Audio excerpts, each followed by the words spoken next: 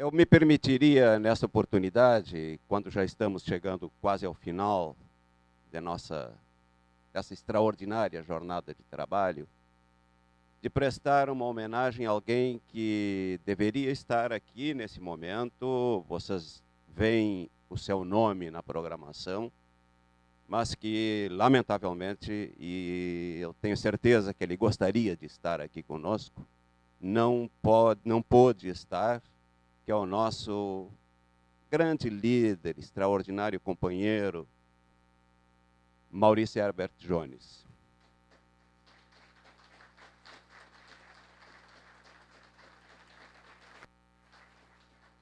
Ele e sua esposa foram os condutores de um processo histórico de mudanças aqui nesta casa, que começou aqui nesta casa, com a participação ativa de um outro companheiro que está aqui, que tem trabalhado intensamente nesse evento, que é o Salomão Jacob Benchaia.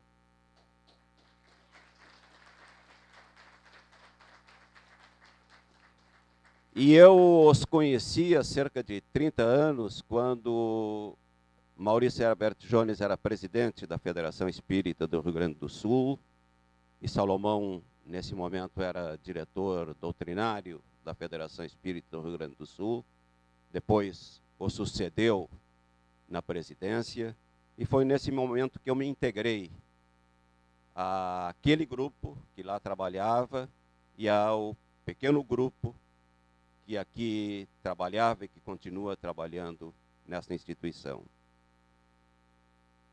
E com Jones, especialmente, depois de um processo de mudança histórico proposto pela Federação Espírita do Rio Grande do Sul, que implantou, a partir de um laboratório realizado nesta casa, implantou no Rio Grande do Sul e posteriormente no Brasil, a chamada campanha de estudo sistematizado do estudo da doutrina espírita.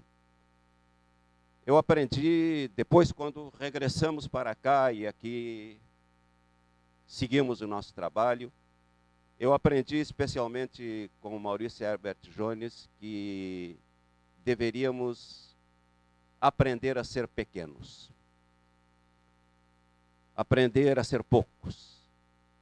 Ele cunhou uma frase que ainda hoje é o nosso lema, que somos poucos, não temos ideias definitivas, mas ousamos buscar.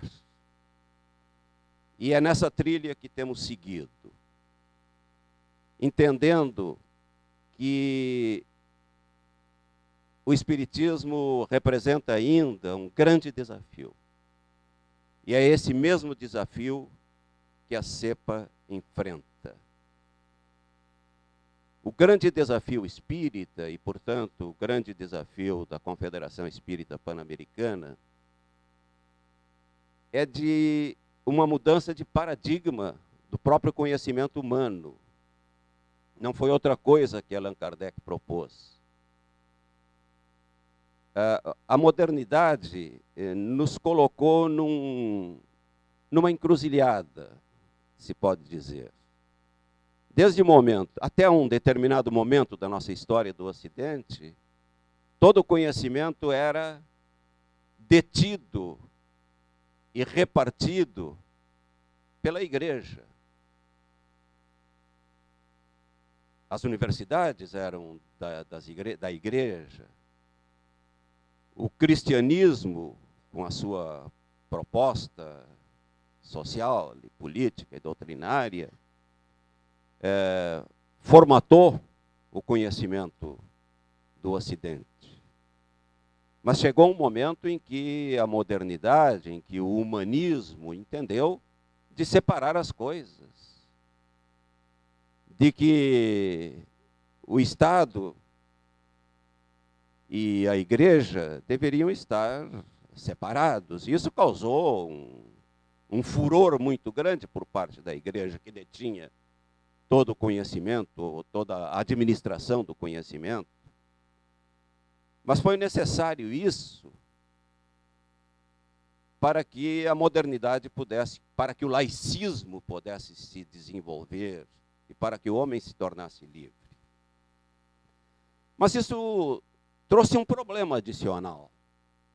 Esse passo importante da humanidade e necessário da humanidade trouxe uma outra consequência, de que o espírito passou a ser alguma coisa de exclusiva competência das religiões. Porque a sociedade e o Estado, a sociedade politicamente organizada, ela não deveria mais se ocupar das questões do espírito. E eu costumo dizer que as religiões, ou a religião, terminou por sequestrar o espírito, que antes fora a matéria essencial do pensar humano e da própria filosofia. O espírito era a matéria-prima da própria filosofia. E a partir de então, deixou de ser. Porque o espírito foi sequestrado pela religião. E se criou essa dicotomia, que até hoje nós vivenciamos, essa dicotomia de que a sociedade não se deve ocupar do espírito. O conhecimento humano não deve se ocupar dessas questões do espírito, que são coisas da religião.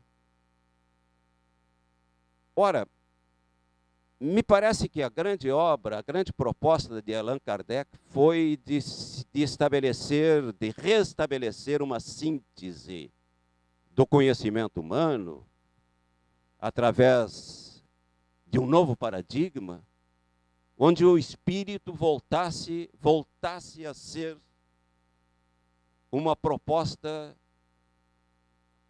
básica do conhecimento humano. E essa é a grande revolução que o Espiritismo busca trazer. Fazer com que o espírito, que hoje sequer é mais ponto de referência das religiões, porque as religiões não se interessam pelo espírito. Nós, por acaso, ouvimos falar nas prédicas do padre ou dos bispos das igrejas pentecostais acerca dessa essência humana que nós chamamos espírito?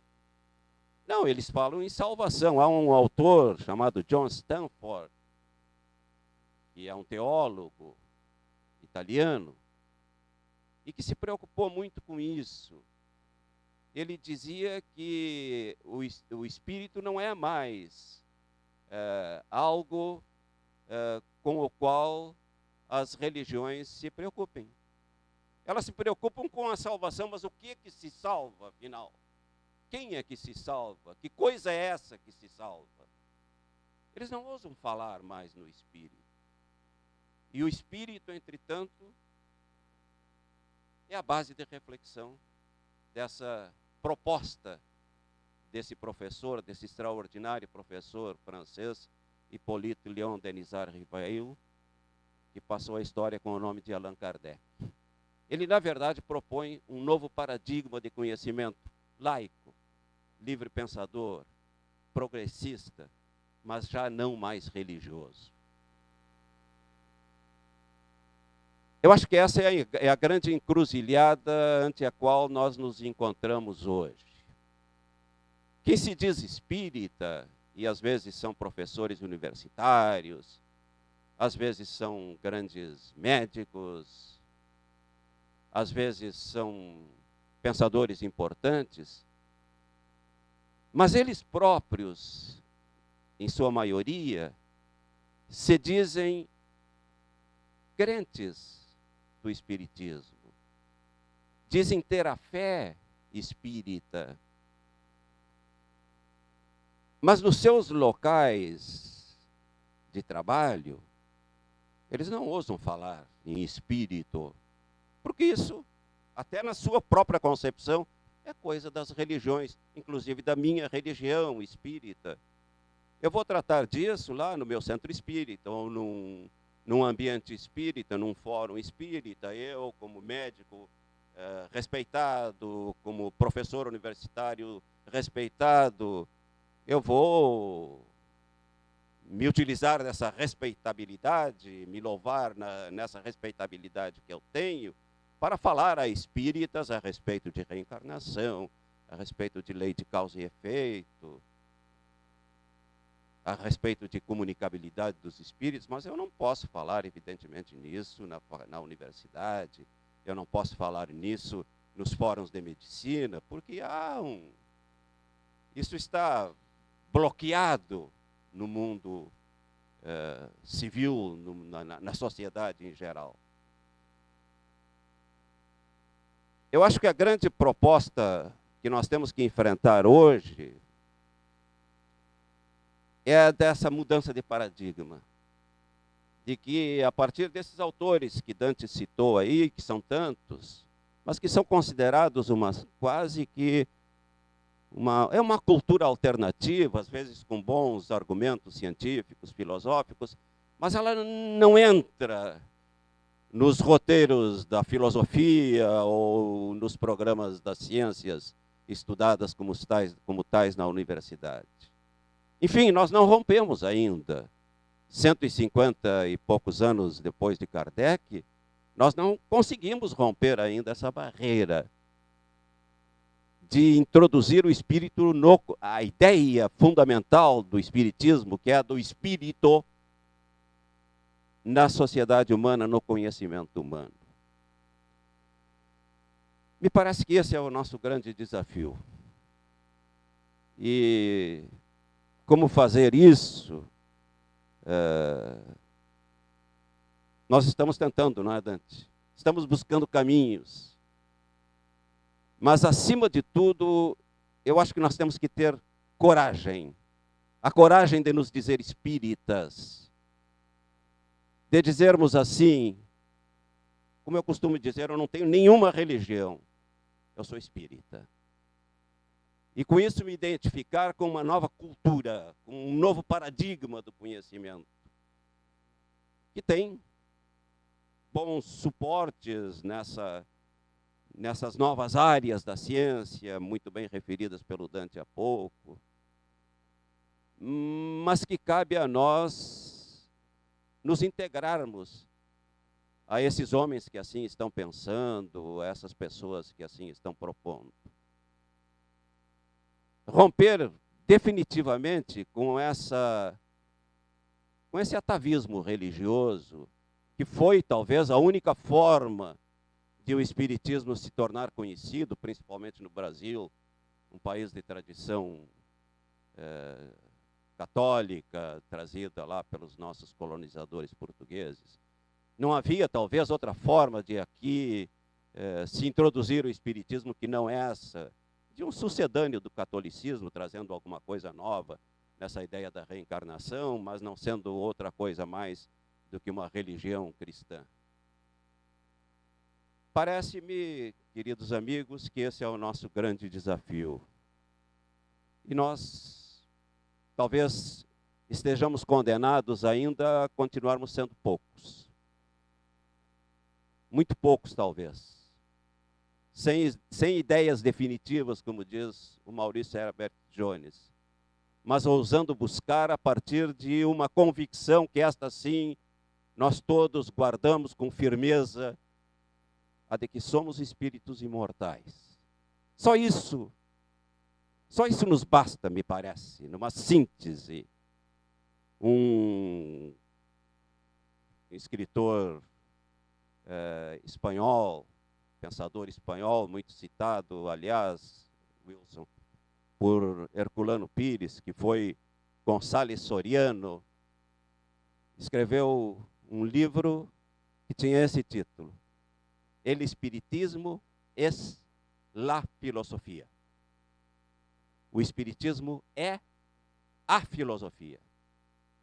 Ele parece que apreendeu muito bem isso, de que o Espiritismo é uma proposta de rompimento com toda essa cultura, com toda essa dicotomia que colocou de um lado a religião que deveria administrar as questões do espírito e só ela, e que não soube como fazê-lo, E essa outra coisa que se chama cultura, sociedade, cultura civil, sociedade civil, conhecimento, que não pode entrar nessa questão lá dos mistérios das religiões. Não, isso não é coisa para nós.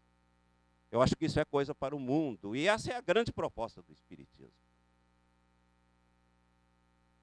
Somos poucos, diz o Maurício Herbert Jones, não temos ideias definitivas, mas ousamos buscar. E busquemos fundamentalmente a partir dessa ideia que nos une, dessa ideia que é o laço,